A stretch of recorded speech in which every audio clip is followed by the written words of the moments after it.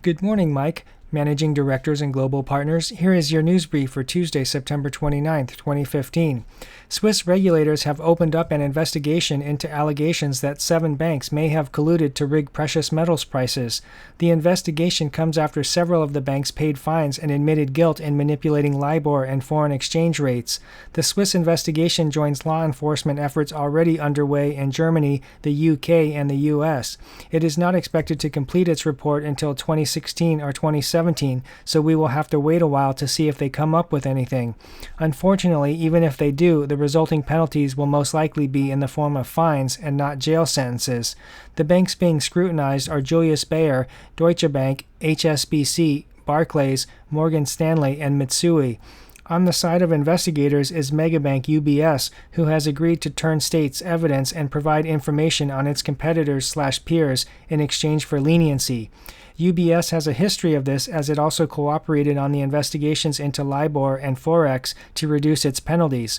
However, it should not be overlooked that Zero Hedge astutely points out that UBS would not be so eager to limit its potential liability if it hadn't done anything wrong and didn't have anything to hide. It should also be pointed out that after the authorities find criminal wrongdoing by the banks, which we are sure they will, the banks will be guilty of a perfect trifecta of rigging and manipulating all of the markets that they trade in. This should prove that financial penalties do not work as effective deterrents to antitrust violations when billions of dollars in profits are the reward for breaking the law. Next, it's now been a year since Sweden became the first country to lower interest rates into negative territory, a place economists once thought impossible. Unbelievably, Swedish citizens have not pulled their deposits out of the banks en masse and have instead decided to let the banks confiscate their savings a little bit at a time. Before the grand experiment into negative rates was tried, economists believed negative interest rates would have created a run on the banks, as they feared depositors would opt instead to keep their currency under their proverbial mattresses. Negative interest rates are now in effect in the Eurozone, Denmark, and Switzerland. Despite the fact that bank runs did not occur, negative interest rates also did not lead to increased consumption, as Swedes have the 3rd highest savings rate in the developed world, according to the Organization for Economic Cooperation and Development. Unfortunately, in Sweden, the unemployment rate remains above the pre-financial crisis levels. This has the central banks claiming a causal link between the unemployment rate and the interest rates that they set. But in typical Keynesian fashion, they say that interest rates need to be even more negative to punish savers for not spending. Analysts in the country are now expecting interest rates to be cut another 1/4 point in the near future to incentivize spending. The Riksbank also hopes this weakens the krona because it is stronger than the euro, which has led to an increase in cheaper European imports that has allowed Swedish citizens to maintain their standard of living without increasing their spending.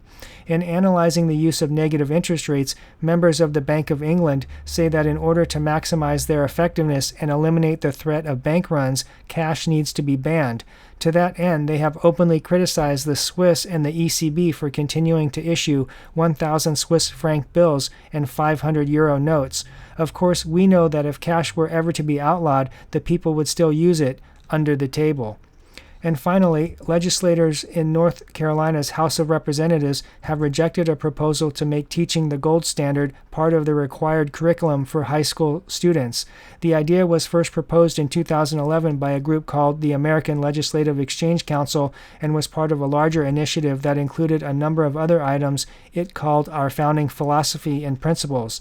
Opponents of the bill said that teaching the gold standard, or about money with intrinsic value, would be too complex and difficult for high school students to understand. The House committee was debating the bill, voted overwhelmingly to take out the language dealing with sound money. And that's your news brief.